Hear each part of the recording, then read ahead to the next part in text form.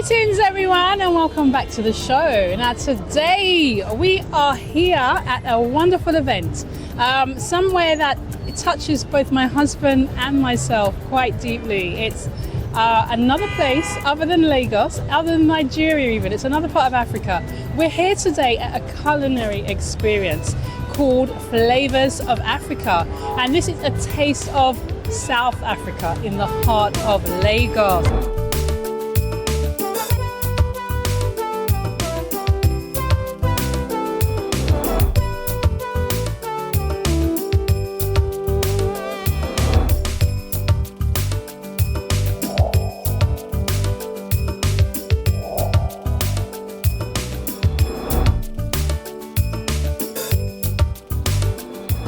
5 years in Nigeria and we're going strong, and I hope you guys really like South African food. And I hope she loves South Africa. You're gonna enjoy the food. So when there's taste of South Africa, we need to also enjoy a part of the taste of Nigeria.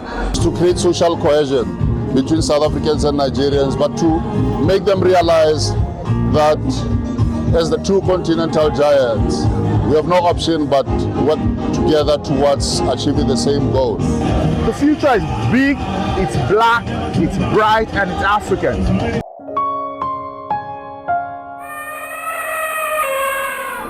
Now, we've got fond memories of South Africa, so we're so interested to hear that this event was coming to town.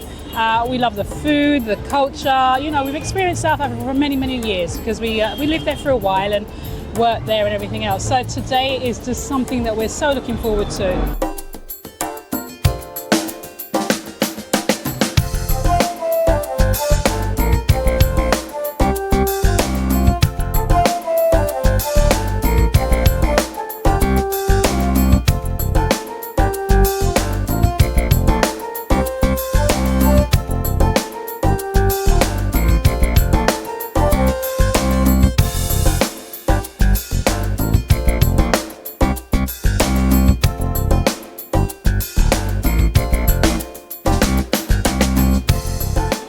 My name is Professor Bobby Morwe.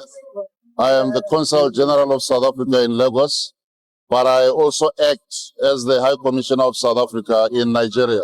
I've been in Nigeria for about 8 to 9 years now. Oh, wow.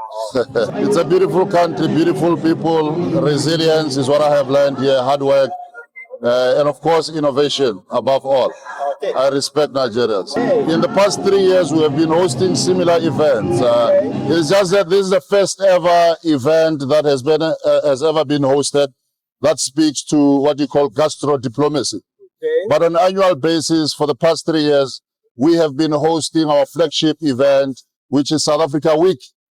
And the program changes on an annual basis, depending on how we feel, you know, but how we feel also depends on how much we can do to create social cohesion between South Africans and Nigerians. But let me give you a taste of what we have done. Okay. Normally, our program will start with tourism activation program in partnership with tour operators, both from Nigeria and South Africa, working together with South African tourism in West Africa.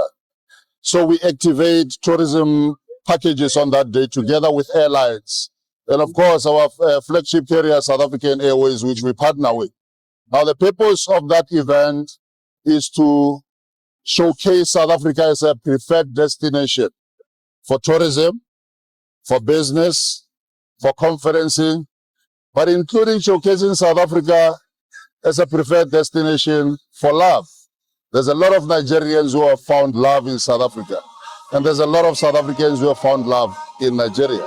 As a matter of fact, I've got about 3-4 colleagues in my office who are married here, and they've been here for more than 10 years, and they are well assimilated within society.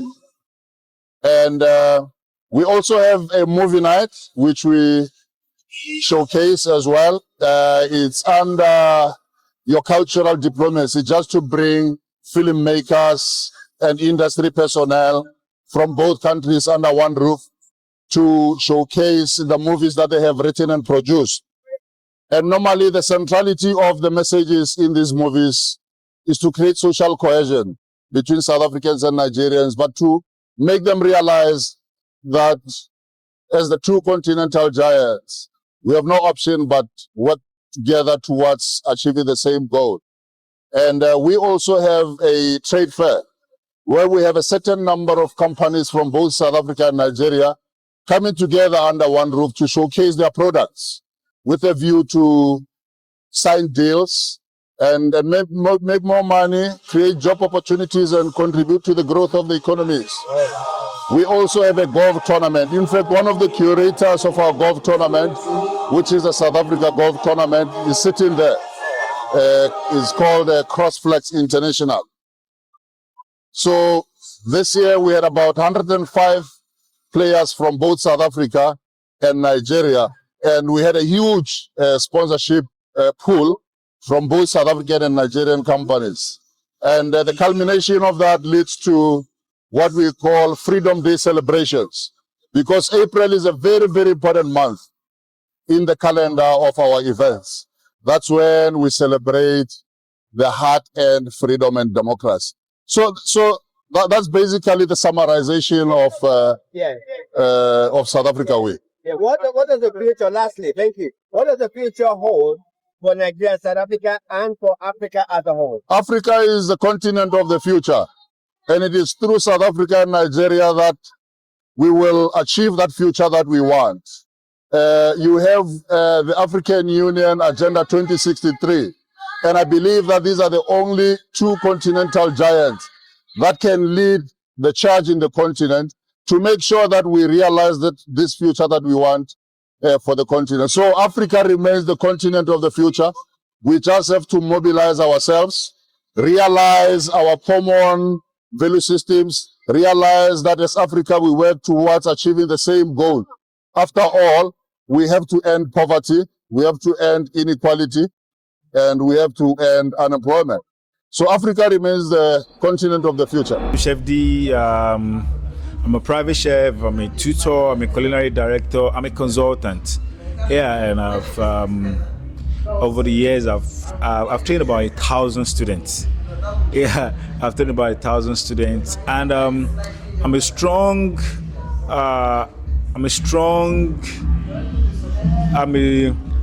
advocate for Afro fusion, Afro flavor. I'm a strong advocate for Afro flavor, Afro fusion, and the best of African spices and food. Every other food in the world is great. As a chef, you can make a lot of other food, but I can tell you, African food is a gold mine. Today we are celebrating the taste of Africa, basically taste of South Africa. And you know, Nigeria and South Africa, we are brothers and sisters. We have not still paid that lobola. So when there's taste of South Africa, we need to also enjoy a part of the taste of Nigeria. So tonight is just a little bit of comparison between the South African braai and also the Nigerian suya. We just want to explore the spices, the flavors that combine, the differences between the two. And let's just enjoy the sweet, beautiful flavors we have here in Africa. Yeah, so that's it. We're having the braai and we're having suya. The last time I had braai was 10 years ago, and I can tell you that I know braai actually tastes very great. It's a combustion of so many flavors, but the Nigerian suya spice is just an extreme flavorful spice, especially the one I make myself. It's crazy. You need to try it. The Nigerian spice combines so much of flavor profile. You're actually going to get lost in your taste buds. I have experimented with a lot of dishes. I have made a lot of dishes. I've cooked a lot of dishes from Nigeria to continental grounds, and I can still tell you, nothing beats the food of home. Nothing beats the flavor of Africa. So, just tell us, as a South African chef living in Nigeria, what is life like? I'd say it's interesting. I've gotten to learn a lot and how to live like a true Nigerian, because I mean, from trying to bargain meat in markets to vegetables to everything, to getting to a point whereby you're actually so professional that people actually deliver it. It's a lovely journey to experience. It can be challenging because, you know, we South Africans look different sometimes and going into the market, but they get used to it. And here we are, 5 years in Nigeria, and we're going strong. And I hope you guys really, really like South African food. I've got the burabos. I'm your South African chef. Call me at any time. You have a restaurant in Nigeria? No, so that is under the pipeline. Okay. I'm working on it. Okay. What I do is I do host monthly events where I do a buffet for South Africans and Nigerian people that like the South African vibe. So I do that monthly in VI at the library. I also cater for I food prep. I food prep for South Africans that are working, married, getting used to the environment. I get a lot of patronage from TikTokers, people that are just visiting Nigeria, that just want a taste of home based on they're not used to Nigerian food. But yeah. And I really like the first dish. The first dish? Yeah. So you guys need to keep locked in for my launch of my restaurant.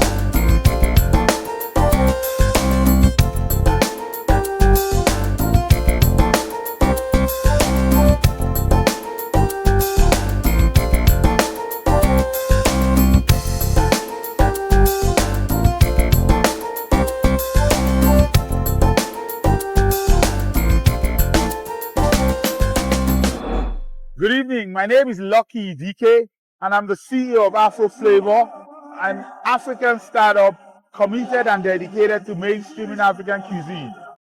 Afro Flavor was inspired by my desire to buy a restaurant in Manchester, and I spent time looking at different restaurants. I wanted an African restaurant. I mean, I'd owned shawarma shops in Lagos before, so I had some experience as a food entrepreneur. But I realized that African restaurants in the UK weren't doing so well in terms of patronage and therefore revenue. So that sparked the question why. With my analytical background, I did some research and I realized that certain things needed to be done to catalyze the growth of the African food industry, and I decided to commit myself to that instead of opening a bunch of restaurants. So now the vision of Afro Flavor is to mainstream African cuisine. We're chasing a target of $10 billion in African cuisine sales in the US before 2035. Today has gone exceedingly well. The first challenge we had with today was that the event was originally supposed to be May 31st. Unfortunately, our South African chef was stuck in South Africa, couldn't get to Lagos in time, so we had to move the event by 3 weeks. I spoke to the CG and said, look, Lekki, let's just move it until she comes back.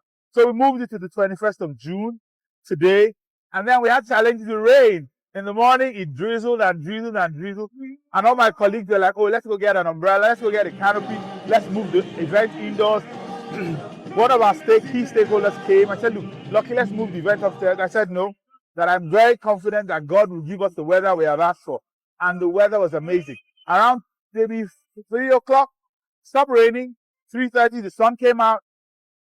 And it's been glorious weather since. And we had great attendance. And everybody here had an amazing time. The future is big, it's black, it's bright, and it's African. For us, we see Afro Flavor Food Festival in major cities of the world, run by a franchise arrangement with different parties, different stakeholders in that city who are committed, like we are, to seeing African cuisine bloom. Finishing my hand at June. And on that note, remember to like.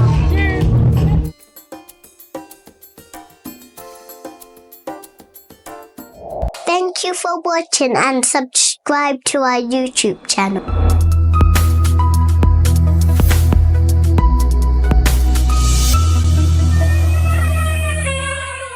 I'm interviewing you now. Oh, I said I really like the first dish. The first dish? Yeah. Okay.